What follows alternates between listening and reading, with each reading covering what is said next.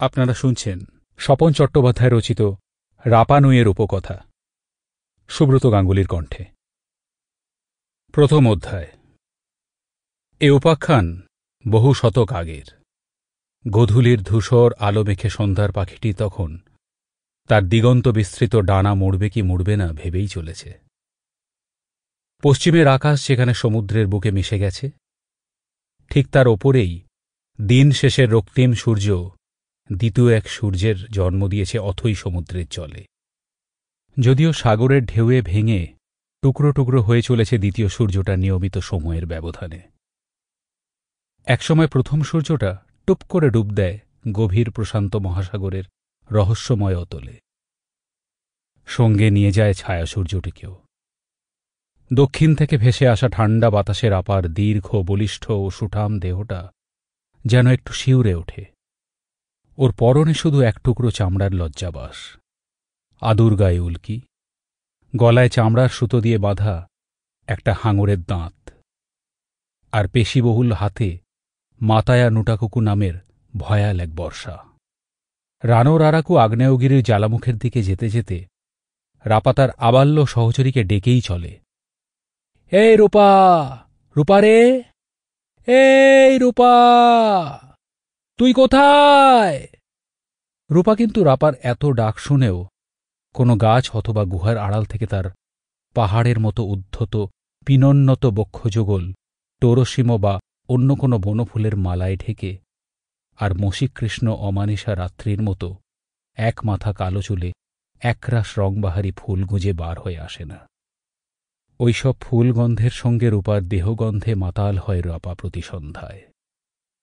অবাক চোখে চেয়ে থাকে শুধুমাত্র নিম্নাঙ্গটুকু এক টুকরো হাইবিস্কাস ছালের আড়ালে ঢাকা ওর পেলব মার্বেলের মতো দেহবল্লরীর পানে মুগ্ধ এক যুবকের দৃষ্টি মেলে। কিন্তু অনেক ডাকাডাকির পরেও বৃষ্টিস্নাত এক ঝলক শীতল বাতাসের মতো রূপা ওর কাছে ছুটে আসে কই। পাগলের মতো রাপা ডেকেই চলে, এই রূপা, রূপা রে, রূপা, এই রূপা, রূপা রে। কোনো সাড়া মেলে না। শুধু রাপার জলদমন্ত্রিত দীর্ঘায়িত কণ্ঠস্বর রানোর আরাকু, টেরেভাকা আর ওরঙ্গোর পাহাড়ে পাহাড়ে বৃথাই প্রতিধ্বনি তুলে হারিয়ে যেতে থাকে প্রশান্ত মহাসাগরের ঢেউয়ের চূড়ায় চূড়ায়। রাপা চুপচাপ দাঁড়িয়ে থাকে পাথরের বুকে পা রেখে, এক পাথরের মূর্তির মতোই। মাতায়া নুটাকুকুর উজ্জ্বল রূপলি ফলাটার ঠোঁটে জমতে শুরু করে পৃথিবীর যাবতীয় হতাশা আর ক্রোধ। পাথর কোঁদার গমরঙা রূপার বিশাল দেহটা যেন কারো অকরুণ অভিশাপে স্তব্ধতার শেষ ঠিকানা হয়ে দাঁড়িয়েই থাকে। রানোর আরাকুর বুক ছুঁয়ে উঠে আসা এক দঙ্গল পাগল হাওয়া রাপার এক মাথা কোঁকড়া চুলে খেলা করে যেতে যেতে ওর কানে কানে ফিসফিসিয়ে যেন বলতে চায়, ফিরে যা রাপা, ফিরে যা। আজ আর বোধহয় তোর রূপা আসবে না। আজকাল রূপার সঙ্গে দেখা না হলে রাপার রাগ ভীষণ হয়ে ওঠে। ওর গোটা আর সেই দেহে কেঁদে ফেরে সঙ্গীবিহীন অসীমের এক বিরহ বেদনা। আর সেই বেদনাই ধীরে ধীরে ওর সবল দেহটার প্রতিটি পেশিকে সুনিবিড় এক বিরংসায় পৃথিবীর এই দূরতম দ্বীপের আগ্নেয় শিলার মতোই সুকঠিন করে তোলে। শক্ত হয়ে ওঠে ওর চোয়াল।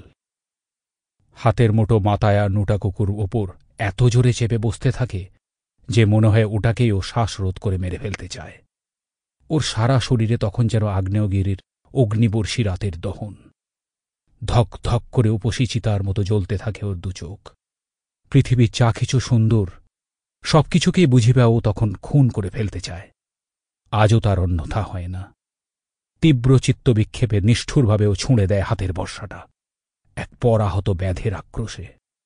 ধূসর গোধূলির বুক চিরে বিদ্যুৎ চমকের মতোই ছুটে গিয়ে হাত 50 দূরে দৈত্যাকৃতি এক পাম গাছের গায়ে নির্ভুল লক্ষ্যে আমূল গেঁথে যায় বর্ষার ফলাটা। আ ও মা, মাগো! করুণ এক আর্তনাদ ভেসে আসে হাওয়ায় হাওয়ায়। এ কি? এ তো রূপার আর্তস্বর। মুহূর্তে রাপার বুকের সব রক্ত একসঙ্গে যেন চলকে উঠে হিম হয়ে যায় অশুভ এক ভাবনায়। ছিলা থেকে নির্গত তীরের মতোই Sample complete. Ready to continue?